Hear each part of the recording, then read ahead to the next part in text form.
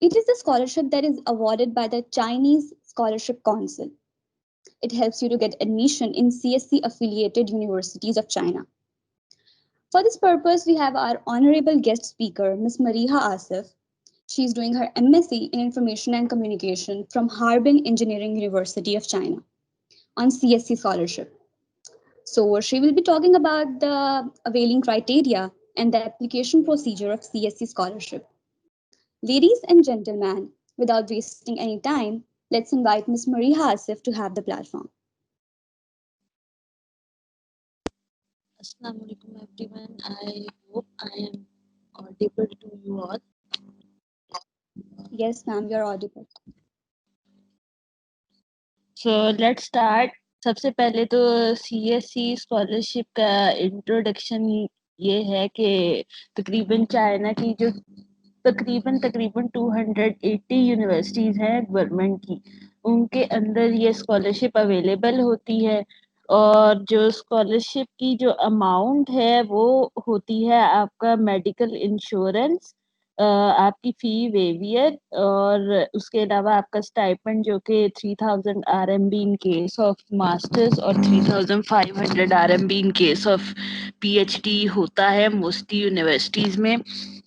और वो sufficient enough होता है मतलब चाइना में सर्वाइवल के लिए फॉर योर फूड एक्सपेंसेस। उसके अलावा आपकी जो हॉस्टल की एकोमोडेशन है वो भी इंक्लूडेड होती है। तो आप जो आपकी एयर टिकट है वो आपकी स्कॉलरशिप के स्टाइपेंड में इंक्लूडेड नहीं होती, वो आपने अपने तकरीबन पास से ही करनी होती है। इसके अलावा CSC के अलावा जो कि चाइनीज यूनिवर्सिटीज में स्कॉलरशिप्स है जो कि आप अवेल कर सकते हो, जिस पे आप अप्लाई कर सकते हो, वो है प्रेसिडेंशियल, प्रोविंशियल और आंसू स्कॉलरशिप। इनमें जो आंसू स्कॉलरशिप है ये सबसे ज्यादा, अगर आप कह लो तो CSC और ये तकरीबन एक जैसे प्रेस्टिजियस होते हैं, लेकिन आंसू सिर्फ और सिर्फ जो टॉप रैंक यूनिवर्सिटीज है उनमें होती है, और इसकी तकरीबन वैल्यू होती है 7000 RMB फॉर मास्टर्स, और वो तकरीबन बनता है कोई 150,000 के Pakistani. So that's a general scholarship. और उसके अलावा आपकी डिग्री जो है, अगर आप चाइना से करते हो या पाकिस्तान से करते हो, क्योंकि कुछ लोग के माइंड में ये ऑप्शन होता है कि why not I can get a RA-ship in ITU और मे बी इन प्यास, और मैं मतलब चाइना क्यों जाऊँ एक मुल्क छोड़ के अपना पूरी तरह। तो उसका ये है कि अगर तो आप मतलब मनी वाइज भी कंपेयर करते हो तो आपका ITU में 60,000 या समथिंग कुछ होता है और प्यास में 35,000 होता है। तो और उसमें आपको अपने सारे एक्सपेंसेस करने होते हैं। और ये है कि जब आप बाहर से डिग्री करते हो तो उसकी विद इन पाकिस्तान का तो इतना नहीं है, लेकिन बाहर काफी वैल्यू होती है, बाहर के डिफरेंट कंट्रीज में। क्योंकि जब मैं भी अप्लाई कर रही थी तो मैंने भी अपने टीचर्स और सीनियर्स और हर किसी से कंसल्ट किया था कि क्या करना चाहिए और ये वो। उसके अलावा जो एप्लीकेशन फी है सारी यूनिवर्सिटीज की, जैसे अब आप कह रहे हो देखो तो 280 से तकरीबन यूनिवर्सिटीज है, तो 280 पे तो बंदा अप्लाई भी नहीं कर सकता और इजाजत भी नहीं होती, 3 में होती है सिर्फ। तो अब उसमें आपने यूनिवर्सिटी वाइजली सिलेक्ट करनी है, आपने रखना है एक, तकरीबन पहली 10 में से एक आप रखो, और उससे अगली फिर आप एक मिड टीयर यूनिवर्सिटी उनकी रैंकिंग के हिसाब से देखो, एक जरा आप उससे थोड़ी सी कम पे देख लो। और ये है कि application fee in most cases नहीं होती, लेकिन कुछ यूनिवर्सिटीज में होती है, क्योंकि ये बेसिकली एक यूनिवर्सिटी के थ्रू ही आप अप्लाई कर रहे होते हो, तो एप्लीकेशन फी उस पर डिपेंड करती है। मेरी जैसे नहीं थी, मेरे एक और बैच फेलो है वो शियान जियोतोंग से कर रहे हैं MS पावर में, उनकी थी एप्लीकेशन फी, लेकिन वो at the end of the day worth है जब आप अप्लाई करते हो। और उसके अलावा एक्सेप्टेंस लेटर मैंडेटरी नहीं है, लेकिन अगर हो तो अच्छा है, लेकिन ना हो तो भी हो जाता है। जैसे मेरे पास एक्सेप्टेंस लेटर था और मेरे जो बैच फेलो हैं उनके पास एक्सेप्टेंस लेटर नहीं था, वी बोथ गॉट सिलेक्टेड। और जहाँ तक रही बात, अगर आप सीएससी करो लेकिन यूनिवर्सिटी आपको तकरीबन सारी ही स्कॉलरशिप्स के लिए कंसीडर करती है जब आप अप्लाई कर रहे होते हो। अब क्वेश्चन आंसर का सेशन बीच में हर स्लाइड के बाद करना है या एंड पे करना है?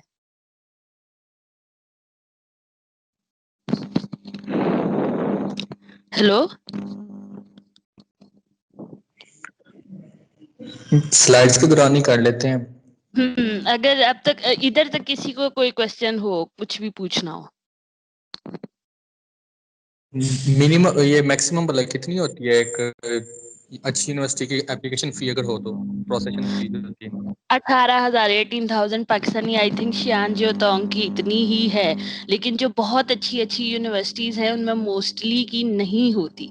और अगर आप उनने यानी उनसे कंसल्ट करो ना, जो डिपार्टमेंट होता है इंटरनेशनल ऑफिस, उनसे बात करो कि इस तरह के मतलब मेरे पास एप्लीकेशन फी नहीं है और मुझे अप्लाई करना है, तो कुछ केसेस में वो वेव ऑफ भी कर देते हैं। क्योंकि इसकी ना पार्शियल स्कॉलरशिप भी होती है। मेरे एक क्लास फेलो की पार्शियल है, तो उसके पार्शियल में ये होता है कि आपकी फी इंक्लूडेड नहीं होती, फी वेव नहीं होती, बाकी सब कुछ होता है। और फी तकरीबन आपकी होती है 25 लाख पाकिस्तानी रुपीस पूरी डिग्री की। तो वो वे करना काफी मुश्किल होता है, तो उसने इंटरनेशनल ऑफिस से कंसल्ट किया था, तो उसकी वो फी उन्होंने वैसे भी वेव कर दी थी। और कोई क्वेश्चन? मैम जी, मेरी उम्र अभी 17 है, मैं अप्लाई कर सकता हूँ? आप बीएससी में हो? बीएससी के मैंने एफएससी की हुई है। एफएससी का मुझे इतना आइडिया नहीं है, क्योंकि ये आई थिंक ज्यादा मास्टर्स और पीएचडी के लिए होता है, अंडर ग्रेजुएट के लिए बहुत कम होती है। आई एम नॉट श्योर, लेकिन वो आप देख लो, क्योंकि मुझे ज्यादा मास्टर्स का ही आइडिया है। वहाँ पे लिखा हुआ ग्रेजुएट के एडमिशन भी ओपन है। अगर तो आपके कहीं पे आ रहा है ना कि वो अंडर ग्रेजुएट की देते हैं, क्योंकि ये आप देखो तो 280 यूनिवर्सिटीज हैं, तो आप उनमें जो कुछ अंडर ग्रेजुएट के लिए अगर ऑफर करती हैं तो वो देंगी, जो नहीं करती वो फिर उधर नहीं होता। जो जिन्होंने लिखा हुआ है ना कि हम अंडर ग्रेजुएट पे देते हैं, वो देंगी, जाहिर सी बात है। जी। और कोई क्वेश्चन या आगे चलें? तो एज का इशू तो नहीं आता? मेरी अभी नहीं बना हुआ। एज का इशू तो कोई नहीं होता, लेकिन अभी हम आगे अगर चले जाए रिक्वायरमेंट्स पे, तो वो सबसे जो मोस्ट इम्पोर्टेंट रिक्वायरमेंट है आपकी, वो आपका पासपोर्ट है। Passport is a must.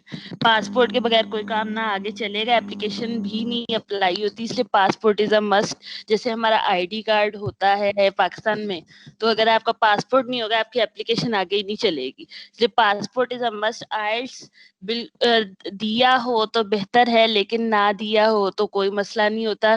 कुछ जो टॉप एंड यूनिवर्सिटी है जैसे यूएसटीसी है, शिंगवा है, उनमें ये रिक्वायरमेंट है आइल्स, इसलिए जिसने दिया हो उसके लिए अच्छा है।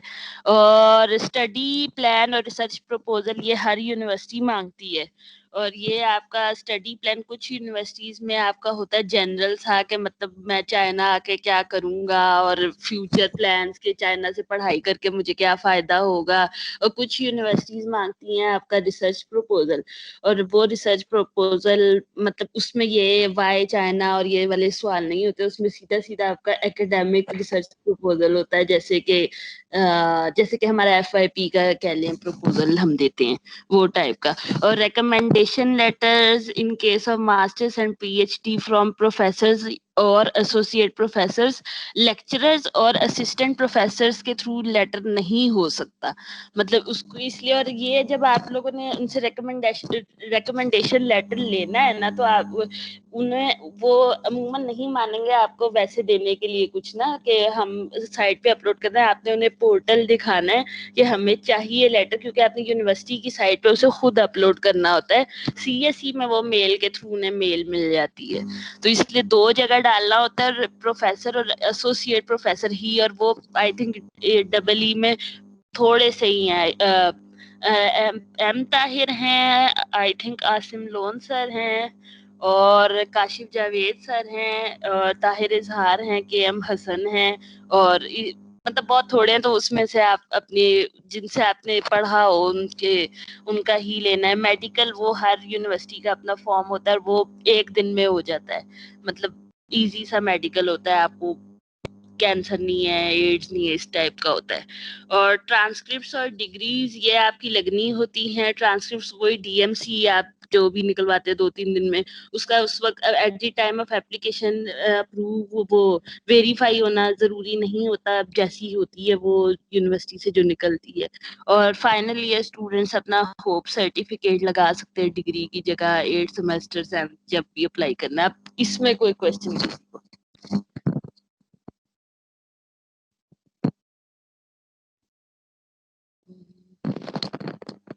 आई थिंक इधर कोई क्वेश्चन नहीं है। एप्लीकेशन प्रोसेस है वो काफी स्ट्रेट फॉरवर्ड है। आपने कोई सी भी 3 यूनिवर्सिटीज सिलेक्ट करनी है सीएससी के लिए। अगर आपने सीएससी के पोर्टल पे करना है, आपको अगर रिकमेंडेशन दूं, अगर तो आपका 3.3 प्लस है तो आप एक तो यूएसटीसी या हस्ट या शिंगवा, इन तीनों में से एक में को तो लाजमी सेलेक्ट करो। फिर अगर पावर है तो शियान जियोतोंग, और एक एंड पे फिर एक आप लोग कोई तीसरी भी रख लो। दूसरा ये, जब आपने एप्लीकेशन करनी है पहले तो आप एक्सेप्टेंस लेटर के ऊपर फोकस करो। अगर आपको मिलती है वो, ये अमूमन November December is the timeline to get an acceptance letter, क्योंकि मोस्टली यूनिवर्सिटीज की डेडलाइन टिल मार्च या अप्रैल होती है। अगर आपको एक्सेप्टेंस लेटर मिल गया वेल एंड गुड, नहीं मिला तो भी वेल एंड गुड, कोई इतना मसला नहीं होता। और उसके बाद आपने जब यूनिवर्सिटी के पोर्टल पे सबसे पहले अप्लाई करना है, यूनिवर्सिटी के सारे ये जो पिछले पे डॉक्यूमेंट्स थे वो सारे डालने हैं। उसमें आपका आई थिंक कुछ मोस्टली यूनिवर्सिटीज में ना आपका नंबर एक मांगते हैं कि चाइना में कोई रेफरेंस नंबर, तो वो अगर तो आपके किसी प्रोफेसर से कांटेक्ट हुआ हुआ है ना तो आपने वो डाल देना। और वहाँ पे ऑप्शंस होती हैं सारी के प्रोफेसर का किसी से है, अगर मतलब आपकी लेटर मिला हुआ तो वो मतलब सबमिट करने की। फिर आपने एप्लीकेशन सीएससी के पोर्टल पे करनी है, वो सीएससी टाइप बी पे होगी आपकी एप्लीकेशन। टाइप बी पे आपने वो यूनिवर्सिटी का कोड यूनिवर्सिटी की वेबसाइट से लिखना। सारा प्रोसीजर यूनिवर्सिटी की वेबसाइट पे अवेलेबल होता है। उसके अलावा एचईसी के थ्रू भी ये मिलती है, और एचईसी की बीएससी के लिए भी होती है ये। और उसका आई थिंक 930 प्लस कुछ क्राइटेरिया होता है जिनके उतने होंगे, मतलब हो जाती है। एट दी एंड आपने अपने जो भी ये सारे डॉक्यूमेंट्स हैं, अगर तो यूनिवर्सिटी रिक्वायर करती है कि आप उन्हें मेल करो, इसके अलावा डॉक्यूमेंट्स इन दोनों पोर्टल्स के अलावा, तो आपने मेल करने हैं या वो कुरियर करने को कहते हैं। पिछले साल कुरियर वाला नहीं था बिकॉज ऑफ कोविड, सो वो है। अच्छा, अब ये जो अगला पोर्शन है ना, ये एक्सेप्टेंस लेटर का, ये पर्टिकुलर सीएससी के लिए नहीं है, ये जनरल एक एक्सेप्टेंस लेटर का फॉर्मेट है जो कि स्टूडेंट्स को फॉलो, मतलब अगर कर लें तो अच्छा है, मतलब इससे काफी आपको एक्सेप्टेंस मिल जाती है। काफी मुल्कों के लिए, हर किसी के लिए जेनेरिक वैलिड है, क्योंकि मैंने इसके अलावा मतलब स्कॉलरशिप पे तो हर चाइना में अप्लाई किया था, लेकिन इसके अलावा मैंने ऑस्ट्रेलिया में अप्लाई किया था एडमिशन के लिए, और वहां मुझे एक्सेप्टेंस मिल गई थी, क्योंकि प्रोफेसर पहले ही उसमें तो जवाब ही नहीं देते ना। आपने सबसे पहले तो टीचर का जो भी नेम है वो लाजमी लिखना है, और उसको एक दफा 3-4 दफा आपने क्रॉस चेक कर लेना है कि आपने सही नेम लिखा है कि नहीं, कि जिस बंदे को आप मेल कर रहे हो उसी का ही नेम आना चाहिए। उसके बाद आपने जो है ना पहला ही पैराग्राफ में अपनी एक डिटेल्स देनी है। जैसे कुछ केसेस में मेरे आगे से मुस्लिम मैंने सुपरवाइजर्स को मैसेज करना था, तो मैंने उन्हें अस्सलाम वालेकुम लिखा था, और जो नॉन मुस्लिम्स होते हैं उनको आप hope you have a good day type लिख दो, क्योंकि उससे ये पता चलता है कि ये बंदा अगला जो है ना, इसने मेरे बारे में भी कुछ पढ़ा है। और फिर आप अपना जस्ट उसी पैराग्राफ में जनरल बता दो। जैसे उस वक्त मैं टीए कर रही थी तो मैंने बता दिया मैं टीए कर रही हूँ, साथ में इंटर्नशिप कर रही हूँ इस तरह का, और फाइनल ईयर में हूँ, ये वो। जो सेकंड पैराग्राफ है उसमें आपने अपने सारे जो भी आपका एफवाईपी है ना कोर, क्योंकि आप जिसमें एफवाईपी कह रहे हो आप सबसे ज्यादा उसी में इंटरेस्टेड हो सकते हो, और अपने एफवाईपी और कोर्स और जो भी आपने जो भी प्रोजेक्ट किया हुआ है ना, जिससे आपको समझ है, जो आपको लगता है कि उस टीचर से रेलेवेंट है, उसके बारे में लिखना है। और जो है ना बिल्कुल वो प्रोजेक्ट्स नहीं लिखने, ये नहीं लिखना कि मुझे सब कुछ आता है, क्योंकि सब कुछ अगर आप लिखोगे तो उन्हें भी पता कितना आता होता है, मतलब बीएससी के बच्चों को। और जो आपके कोर वो है ना सब्जेक्ट्स वो लिखने। थर्ड पैराग्राफ आप अपनी ईमेल का ऐसा लिखो कि उसमें आप ये लिखो कि मेरे ये जो भी मैंने अब तक का रिसर्च मेरा बैकग्राउंड है और मेरे जो भी मतलब एक्सपेक्टेशंस है कि मैं आगे इस फील्ड में जाना चाहती हूँ, वो आपके रिसर्च इंटरेस्ट से मैच कर रहा है। तो अगर आप मुझे कंसीडर कर लें फॉर एन इंटरव्यू या किसी भी तरह, और I hope you will consider my email, कुछ इस तरह के वर्ड्स लिखने हैं और उसको क्लोज कर लेना है। और उसके बाद जो आपने अटैच करनी है अपनी सीवी करनी है, और सीवी में आपके जितने भी प्रोजेक्ट्स हैं रेलेवेंट वो सारे ऐड हों। और अगर कोई रिसर्च वाला काम आप कर रहे हो इंटर्नशिप टाइप, वो आप लिख दो। और ट्रांसक्रिप्ट्स आपने अटैच करनी है अपनी बीएससी की, मैट्रिक एफएससी नहीं करनी। और जो है ना, और रेलिवेंट रिसर्च पेपर, अगर तो किसी का कोई रिसर्च पेपर है तो वो उसका लिंक या हार्ड वो सॉफ्ट कॉपी, और या अपने फिर फाइनल या प्रोजेक्ट की रिपोर्ट जो भी आपका रेलिवेंट हो। और ये पोर्शन जो एक्सेप्टेंस लेटर वाला है, ये फॉर्मेट पूरी दुनिया के लिए वैलिड है। इस पे अगर किसी का कोई क्वेश्चन हो, क्योंकि हम लोग जनरली ये करते हैं कि हम लिखते हैं जनरल सा लेटर लिखते हैं और वो सबको ठा ठा ठा ठा भेज देते हैं, ये मतलब ऊपर से नाम बदल के। क्योंकि ये मैंने भी किया हुआ, मैं भी एक दफा नाम वो मिस कर गई थी, तो इसलिए उसके बाद मैंने सोचा मैं किसी का नाम कम से कम खुद उस वक्त बैठ के ईमेल लिखनी है। तो आपके ये जो फर्स्ट पैराग्राफ है वो आपका सेम ही रह सकता है, क्योंकि आप जो उन दिनों कर रहे हो वो तो सेम ही रहेगा। लेकिन जो आप सेकंड और थर्ड पैराग्राफ है ना, सेकंड को आप प्रोफेसर के हिसाब से चेंज करोगे, प्रोफेसर को और अपने, और इस तरह से मतलब ये ईमेल हर दफा आपने नई ही लिखनी है। इसमें कोई क्वेश्चन, क्योंकि ये सबसे इम्पोर्टेंट पोर्शन है और ये सीएससी से लिंक नहीं है, ये जनरली हर जगह के लिए इक्वली वो अप्लाई होता है। सीएससी के अलावा अच्छी जो स्कॉलरशिप्स हैं वो है जो मैक्स जापान है, वो काफी अच्छी है। अगर आप लोग देखो और आपको 3.3 प्लस सीजीपी है तो मैक्स जापान बहुत अच्छी है। और उसमें आपका जो परमानेंट रेजिडेंस और बाहर सेटल होने के जितने भी मतलब ड्रीम्स है वो सारे उधर से पूरे हो सकते हैं। उसके अलावा कोरियन स्कॉलरशिप जैसे वो अगर आप लोग को पता हो तो हसनैन है 16 सेशन से, वो काइस्ट में है, उनका तकरीबन आई थिंक 3.8 सीजीपी है। और कोरिया की स्कॉलरशिप्स वैसे भी काफी अच्छी होती हैं। उसके अलावा यूएई और गल्फ की यूनिवर्सिटीज में भी स्कॉलरशिप्स होती हैं। हर जगह की आपकी जो है वो एक्सेप्टेंस लेटर के लिए ईमेल होती है, इसलिए उस पे आप लोगों ने जरूर ध्यान देना है। उसके अलावा यूरोपियन कंट्रीज में इरास्मस मंडस का जो अहमद भाई का हुआ था वो है। उसके अलावा अगर जैसे किसी का स्कॉलरशिप का नहीं है और बस स्टडीज अब्रॉड का है ज्यादा, तो यूरोपियन कंट्रीज बेस्ट है सेटलमेंट के लिहाज से भी और फी के लिहाज से भी, कि काफी अफोर्डेबल अमूमन उनकी फी होती है अगर जिसने करनी हो बाहर से स्टडीज। उसके अलावा जो अच्छे ग्रुप्स हैं या वेबसाइट्स हैं वो है आइल्स लिज बेस्ट है। मतलब आइल्स की तैयारी के लिए किसी एकेडमी जाने की जरूरत नहीं होती, क्योंकि वो आपके या एजेंट के पास वो आपके पैसे जाया करते हैं। आप लोग अपने जो है ना मटेरियल ऑनलाइन अवेलेबल होता है, उधर से तैयारी कर लो आइल्स की, क्योंकि उसके लिसनिंग रीडिंग राइटिंग और स्पीकिंग के मॉड्यूल्स होते हैं, वो आप जब भी दे लो ना, मतलब कोशिश करो कि आप अपने 8 सेमेस्टर से पहले आइल्स दे चुके हो, क्योंकि वो आपको बेनिफिशियल होगा। स्कॉलरशिप नेटवर्क फेसबुक पे ग्रुप है, उस पे हर किस्म की स्कॉलरशिप्स, हर किस्म की एकेडमिक जॉब्स, हर चीज आती है, तो वो भी काफी अच्छा ग्रुप है, तो वो लाजमी ज्वाइन करना चाहिए। स्कॉलर डैन अगर आपने जीआरई की तैयारी करनी है और अमेरिका टाइप का आपका प्लान है आगे, और masters.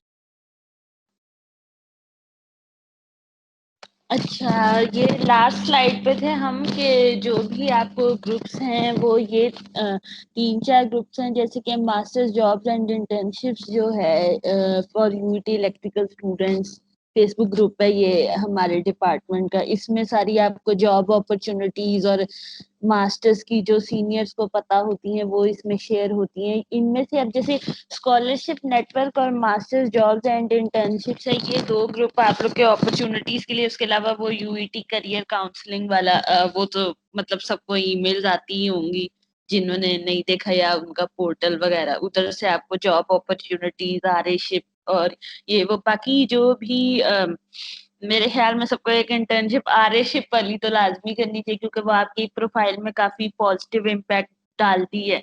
GPA for CSE, GPA above 3 from UET Lahore will be more than enough apply करने के लिए, क्योंकि मतलब जो CSE का मेन क्राइटेरिया है वहाँ पे चाइना की यूनिवर्सिटीज का वो देखते हैं, UET Lahore, NUST, UET Peshawar main, बस ये 3 उनके यूनिवर्सिटीज का क्राइटेरिया होता है। इनमें अगर आपका 3+ है you are good to go. लेकिन अगर आपका उससे थोड़ा कम भी है और आपका मतलब रेलिवेंट एक्सपीरियंस है फील्ड का, तो भी आपकी स्कॉलरशिप के चांसेस होते हैं। इसके अलावा any questions from anyone regarding any topic, क्योंकि मैं इस वक्त कहीं जॉब भी कर रही हूँ तो मैं उस पर्सपेक्टिव से भी बता सकती हूँ अगर किसी को पूछना है। Assalamu alaikum. वालेकुम अस्सलाम। I have a question. HEC ने जो अनाउंसमेंट की है कि BSc के बाद PhD के लिए अप्लाई किया जा सकता है, तो CSC ये ऑप्शन प्रोवाइड कर रहा है? CSC का आई थिंक उनका तो BSc के बाद मास्टर्स का ही होता है ज्यादा, और वो मास्टर्स के लिए ही लेते हैं। लेकिन अगर मैं आप लोग को रिकमेंड करूँ ना, और आपका अगर 3.3+ GPA है, तो आप लोग को जो है ना मैक्स जापान को CSC से भी ज्यादा देखना चाहिए, क्योंकि उसका यार आपका PR का भी हो जाता है, masters leading to PhD program भी हो जाता है, और वो ओवरऑल काफी क्वालिटी की उनकी डिग्री है जापान वालों की। और PR सेटलमेंट मतलब PR means permanent residence for that country, तो वो उनकी स्कीम अच्छी है। चाइना में भी आपकी जॉब का हो जाता है, लेकिन उधर आपका BSc के बाद मास्टर्स, मास्टर्स के बाद PhD पे जाएंगे आप। जो बाकी कंट्रीज हैं जैसे कि ऑस्ट्रेलिया है, उधर ये ऑप्शन है कि आप BSc के बाद PhD पे जाओ, बट वो रेयर केसेस है, मेरे ख्याल में ऐसा करना नहीं चाहिए। क्योंकि जैसे वलीद भाई हैं वो PhD, लेकिन उनकी आई थिंक मास्टर्स इंक्लूडेड है, वो अंदर इंक्लूडेड ही होती है, इंटीग्रेटेड ही होती है PhD program. Any further questions? ये काइंडली अंडरग्रेड वालों के लिए बता दें, क्या उनके लिए ये सूटेबल है ये चाइना की CSC अंडरग्रेड के लिए?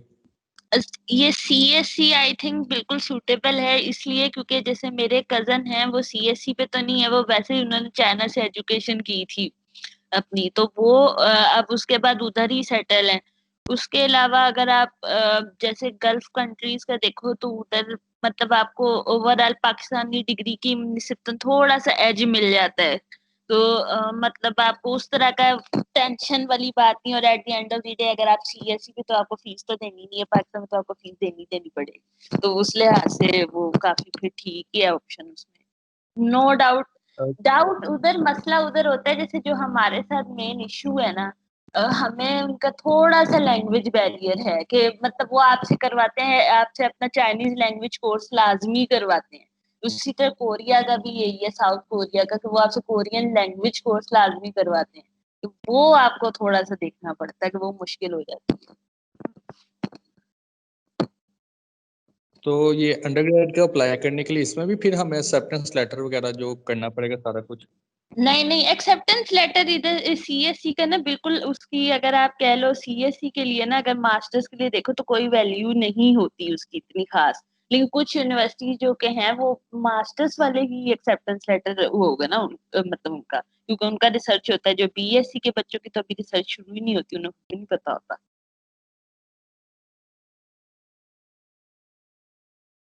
और कोई क्वेश्चंस किसी के? मेरा एक क्वेश्चन है, आपने इसे चूज क्यों किया, पाकिस्तान की यूनिवर्सिटीज के ऊपर प्रेफरेंस क्यों दी, इसकी कोई रीजन बता दें? मेरी तो सबसे फॉरमोस्ट रीजन यही थी कि अगर मैं पाकिस्तानी यूनिवर्सिटीज में अप्लाई करूं तो मुझे एक तो मतलब फीस सबसे पहले खुद देनी पड़ती। दूसरा, पाकिस्तानी यूनिवर्सिटीज में जो मेरी प्रेफरेंस थी यूनिवर्सिटीज में वो थी नस्ट, और दूसरी थी यूटी लाहौर। यही दो में थी। आईटीयू मेरी प्रेफरेंस लिस्ट में नहीं है क्योंकि वो उसमें क्यूएस रैंकिंग में नहीं आता अच्छे। अब नस्ट और यूईटी लाहौर का अगर कंपैरिजन कर लें तो नस्ट की रिसर्च अच्छी है जिससे आपका फ्यूचर पीएचडी प्रोग्राम बन जाता है। लेकिन अगर आप फिर चाइना के साथ कंपैरिजन कर लो, अगर आप चाइना से डिग्री करते हो उधर वो आपसे 2 या 3 रिसर्च पेपर्स करवाते हैं, और चाइना के फिर आगे ऑस्ट्रेलिया से टर्म्स अच्छे हैं तो आपको पीएचडी में ज्यादा आसानी मिल जाती है। और at the end of the day when everything is free तो आप फ्री ऑप्शन ही लोगे।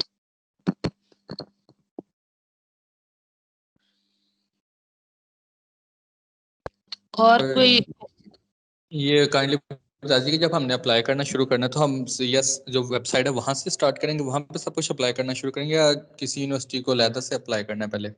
हर यूनिवर्सिटी को आपने अलग अप्लाई करना है। आपने यूनिवर्सिटी की वेबसाइट पर जाना है, वहां पे सीएससी स्कॉलरशिप या कुछ भी स्कॉलरशिप इस तरह का पोर्टल बना होगा तो सारा तरीका लिखा होता है। जैसे सीएससी पे अगर आप इंडिविजुअली अप्लाई करते हो ना तो वो टाइप बी पे होता है, उसमें सारा प्रोसीजर लिखा होता है। पहले आपने यूनिवर्सिटी की पोर्टल पे अलग अप्लाई करना होता है, फिर आपको वहां से यूनिवर्सिटी का कोड मिलता है, फिर आप उस कोड से जो है ना वो कोड लिखा होता है, कोई आपका स्पेसिफिक नहीं होता, यूनिवर्सिटी का उधर लिखा होता है टाइप बी कोड।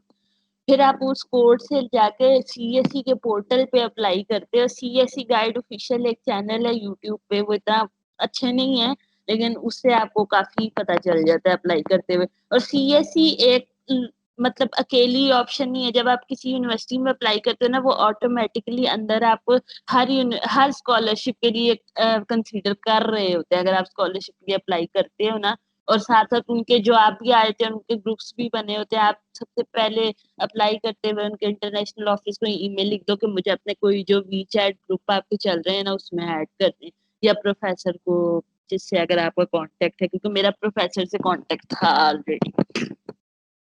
और कोई क्वेश्चन?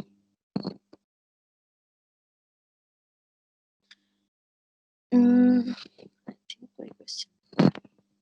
जो मेरे ख्याल में हम ना अंडर ग्रेजुएट में सबसे बड़ी गलती ये करते हैं कि हम वेट करते हैं 8th सेमेस्टर का। अगर आप हसनैन भाई का देखो या वलीद भाई का देखो ना, जिन्होंने उनका सुना हुआ है, वो 7th सेमेस्टर या इवन 6th सेमेस्टर से उनके माइंड में प्लानिंग थी।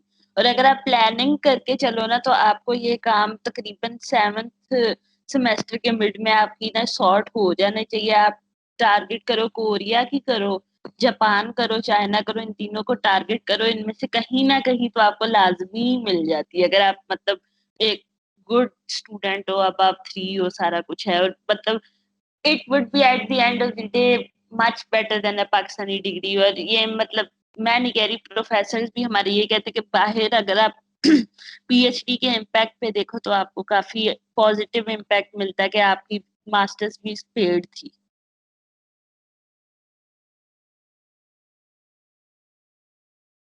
Any questions?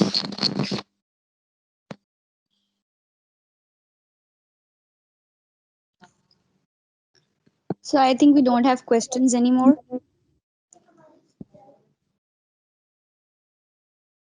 All right. Thank you, Ms. Mariha Asif.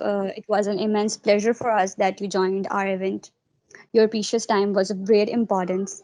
I'm also thankful to my audience because they have been effective listeners throughout.